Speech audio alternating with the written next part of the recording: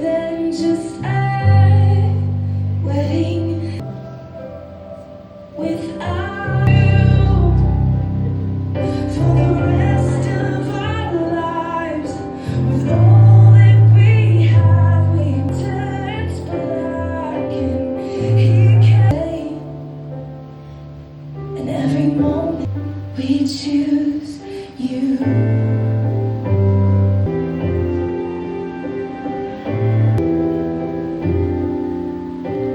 Look into my eyes, dear. Diyos, sa harap ng iyong pamilya at mga kaibigan, kayo ay iisa na. Huwag niyong hahayaan anumang problema o sino man ang maging sagabal sa inyong pagsasama. Now, we need to recognize God in marriage because God is a God of relationships. Ang Diyos ang nagbibigay ng magandang relasyon sa ating pamilya, sa ating kaibigan. Palakpakan po natin. Let's go. 5, 4, 3, 2, 2, and 1. Palakpakan po natin, Mr. and Mrs.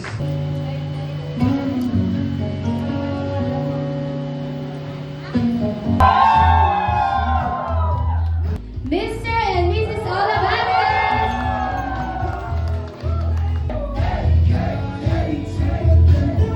Kaya busog na ako, di na ako makakakain mamaya. Dami. Oo, nakakabusog yun. Busog na ito eh. Paborito ko kasi ito, ma'am. Nakakabusog nga yun, ma'am. Ito mo, try mo. Eh, ano, hindi ako kumakain.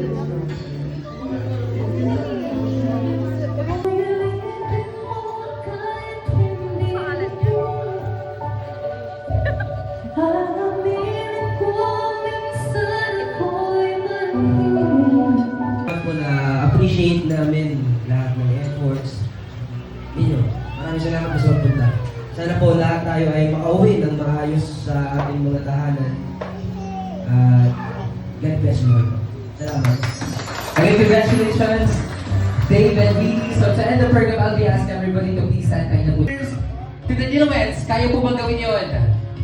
Yes, again, isang malakas sa sigaw, may kasamang panagbakan at hiyawan, mabuhay ang bagong kasal in 3, 2, 1!